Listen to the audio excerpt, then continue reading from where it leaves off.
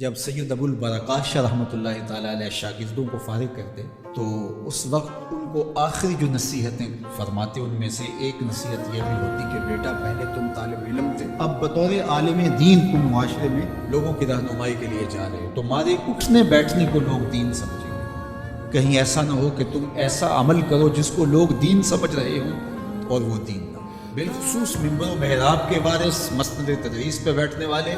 اور مسند مشیخیت کے اوپر بیٹھنے والے، اور وہ لوگ جن کی بات کو لوگ قبول کرتے ہیں اور ان کو دانش اسد سمجھتے ہیں اور ان کی بات کو سمجھتے ہیں کہ یہ آدمی درست کہتا ہے۔ شیخ سعدی فرماتے ہیں ہر کے شاہ آ کنند کے او گوئیں حیف باشد کے جز نکو گوئیں، یعنی بادشاہ وہ کرے جو وہ کہتا ہے تو اس کے لیے افسوس ہے کہ وہ سوائے اچھائی کے کوئی اور بات کرے۔ تو اسی طرح جو شخص لوگوں کا مطاع ہو اور لوگ اس کی بات کو قبول کرتے ہوں اور آنکھیں بند کر کے اس کی بات کو لیتے ہوں تو اس کے لیے افسوس ہے کہ وہ بات اپنی تولے بغیر کرے۔ ایک ڈاکٹر کو بغیر سمجھداری کے نسخہ نہیں لکھنا چاہیے، کسی کی موت پر ہو سکتی ہے۔ ایک حکیم کو دوا و غذا تجویز کرتے ہوئے پوری طرح سے مریض کی نبض کو پہچاننا ہوگا، کہیں ایسا نہ ہو کہ اس کا مزاج بگڑ جائے۔ تو انسانی زندگی اور انسانی صحت سے زیادہ ضروری انسان کے لیے ہدایت، اور یہ سب سے اہم چیز ہے جو حضرت انسان کو عطا کرتا ہے، اور ساری چیزیں بن مانگے بھی اللہ عطا کرتا ہے، لیکن ہدایت کے بارے میں ہم ہر روز ہر نماز کی ہر رکعت میں وکالتاً یا اصالتاً اللہ سے طلب کرتے ہیں اہدنا الصراط المستقیم۔ ہدایت ہمیں مانگنے کے لیے اس نے خود ہی تلقین کی کہ یہ روز طلب کرو، اور روزانہ کی بنیاد پہ ہم طلب کرتے ہیں۔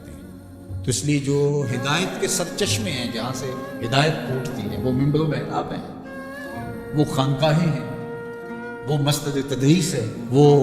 استاد ہے، معلم ہے، اور بھی جو اس کی آماج گاہیں ہیں۔ تو ان کو کبھی بھی ایسی بات نہیں کرنی چاہیے کہ جو قرآن مجید کی تعلیمات سے برعکس ہو، تو ہماری فکر کے سوتے قرآن سے پھوٹنے چاہیے، اور اگر ہم قرآن سے اخذ فیض ہی نہیں کر پائیں گے، یہ صلاحیت بھی ہمارے اندر نہیں ہوگی، تو پھر ہم تقسیم فیض کیسے پائیں؟ جب اخذ کی صلاحیت نہیں ہے تو پھر تقسیم کی صلاحیت کیسے ہوگی؟ تو اس لیے سب سے ضروری بات جو ہوئی وہ یہ کہ ہم اخذ فیض کی صلاحیت قرآن مجید سے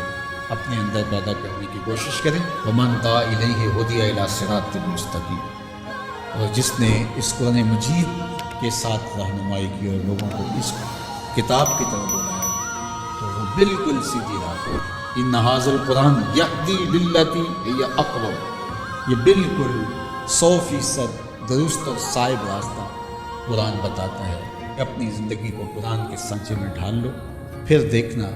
کہ یہ بالکل اقوم اور سیدھی راہ ہے جس کی طرف تمہیں لے جائے گا، تمہاری دنیا بھی سرخرو، تمہاری آخرت بھی سرخرو۔